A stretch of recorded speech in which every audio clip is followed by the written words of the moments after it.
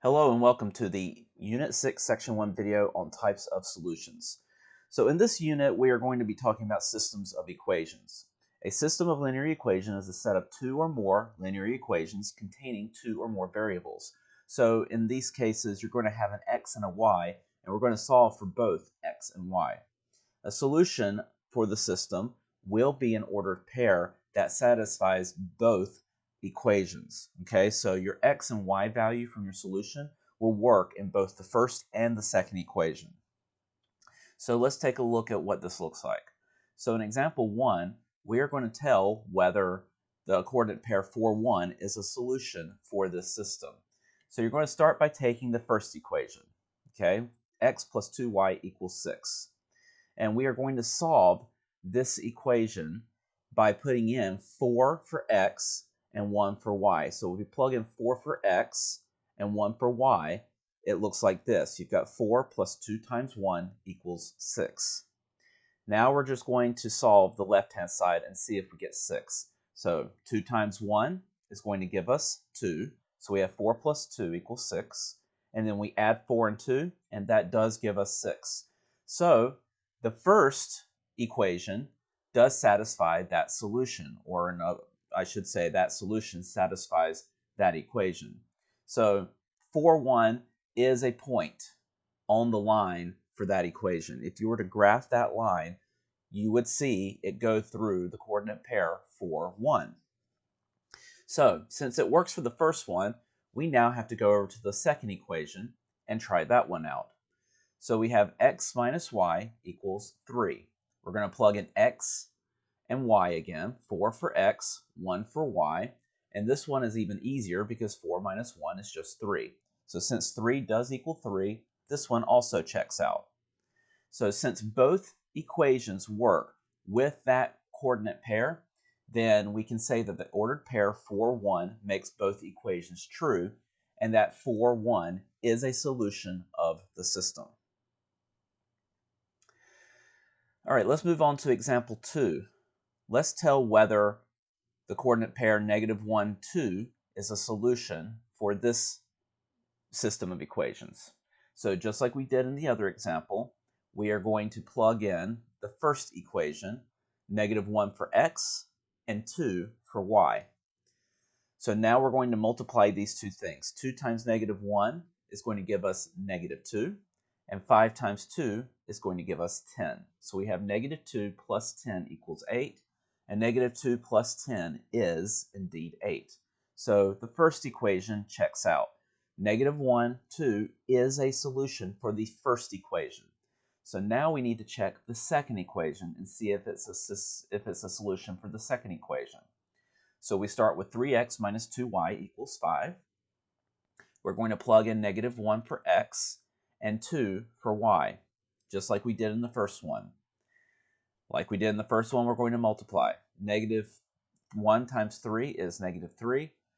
2 times 2 is 4, so that gives us -3 minus 4 equals 5. -3 minus 4 is -7, and those are not equal. -7 and 5 are not equal to each other. So the second equation does not work.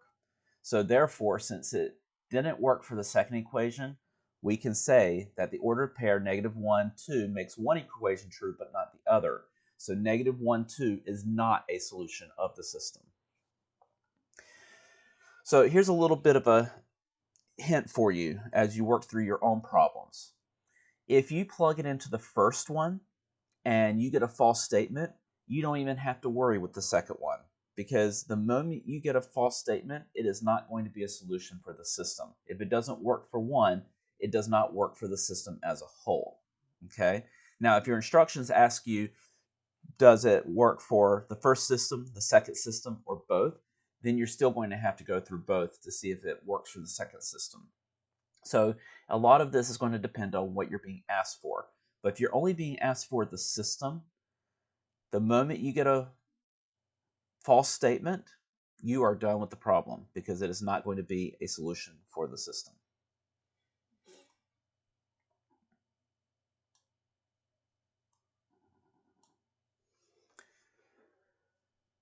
All right, let's talk about classifying systems of linear equations. So there are different classifications that you have for a system of linear equations. When two lines intersect at a point, there is exactly one solution to the system. A system with at least one solution is a consistent system. And you're going to have two situations where you have a consistent system. That is, if you have one solution or if you have infinitely many solutions. And you're going to see on the next page what that looks like graphically. So an independent system has exactly one solution. And a way to remember this is an independent system, that one solution is an independent solution. It's the one and only solution. It stands on its own. And so that kind of connects to the word independent. Okay, the graph of an independent system consists of two intersecting lines. And that intersection is where that one solution is. A dependent system has infinitely many solutions. The graph of a dependent system consists of two coincident lines, or in other words, the lines are going to sit right on top of each other. And if those lines sit right on top of each other, then they share every single solution along those lines. So it makes sense that the word dependent is used here because the lines are dependent on each other. Where there's a solution on one, there has to be a solution on the other. Now, the third situation is when the two lines in the system do not intersect. They are parallel lines. And parallel lines never meet. So therefore, there are no ordered pairs that satisfy both solutions. So there is no solution. And a system with no solution is called inconsistent. So inconsistent if it has no solution, consistent if it has a solution, at least one solution. And then of those consistent systems, it's independent if there's one solution, one independent solution, and it's dependent if it has infinitely many solutions, because all the solutions for the line depend on the other. So here's a little table that helps you keep track of all this and gives you an idea of what the graphs look like. So if you have one solution, you have different slopes because the lines go at different slopes. So in this graph here, you see one slope is positive, one's negative. They don't have to be opposite signs. They can both be positive, they can both be negative. The slopes just have to be different, okay? So if you have different slopes, you're going to have one solution. For consistent and dependent, you have infinite solutions because you have the coincident lines, the same line on top of each other. That's why it only looks like one line in the graph here. Here you have the same slope and the same y-intercept because it is the same line. So the equation for the two lines is going to be the same. For an inconsistent system, you're going to have parallel lines. So parallel lines have the same slope because they go the same direction, but they will have different y-intercepts because they cross the y-axis at different places. Because it's not the same line, they are different lines. They just happen to go at the same slope. So, how can we classify systems with what we know already? Well, let's look at some examples on how we do this. So we're going to classify this system, and we're going to give the number of solutions. So we're going to start with our first equation. Since we need to figure out what the slope is and what the y-intercept is, we're going to get this into slope-intercept form. Okay, remember that is y equals mx plus b, where the m is our slope and the b is our y-intercept. So we divide each side by 2. If we divide every term by 2, 2y divided by 2 gives us y. X divided by 2 is just 1/2 of x. And then 2 divided by 2 is 1. And we're in slope-intercept form here. So our slope for this equation is 1/2, and our y-intercept is 1. So we're halfway there. Now we need to find the other equation's y-intercept form. Well, this one's even easier. Even though we've got a fraction in there right out of the gate, all we have to do is add 1/2 x to each side. So if we do that, we end up with y equals 1/2 x plus 1. Now you notice the equation we ended up with is the same equation. So if it's the same equation, we have the same line, and so the lines are on top of each other. They are coincident. So the system has the same slope and the same y-intercept, making it consistent and dependent. It has a solution, making it consistent, and it's the same line, making it dependent, meaning it has infinitely many solutions.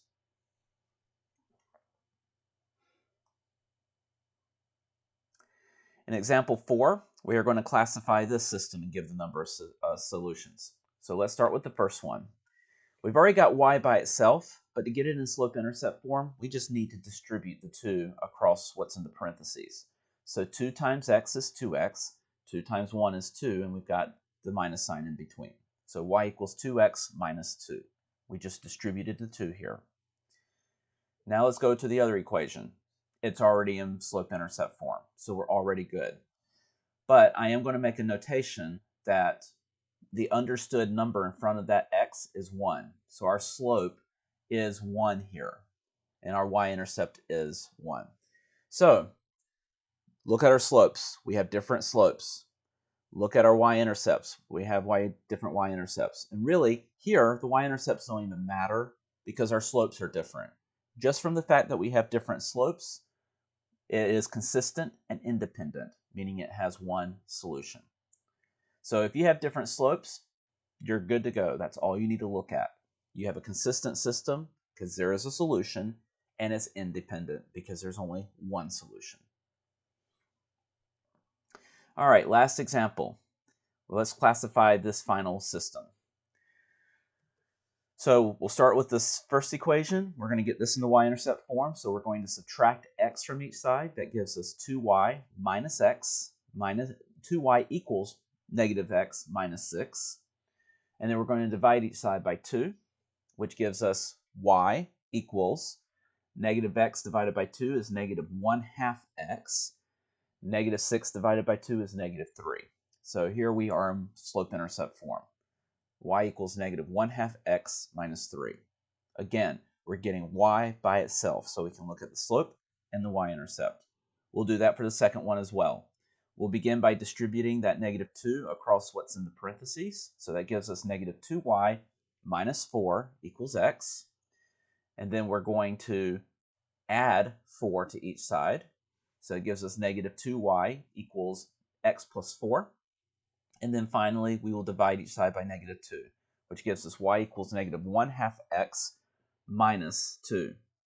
So in this case, we have the same slope, but the y-intercept is different. So the lines go the same way, but they're not on top of each other, meaning that they are parallel. So since we have the same slope and different y-intercepts, it is inconsistent because parallel lines never meet. It has no solution. All right, that concludes section 1 of Unit 6. As we go into the next section, we are going to talk about graphing, using graphing to come up with our solution for a system of linear equations.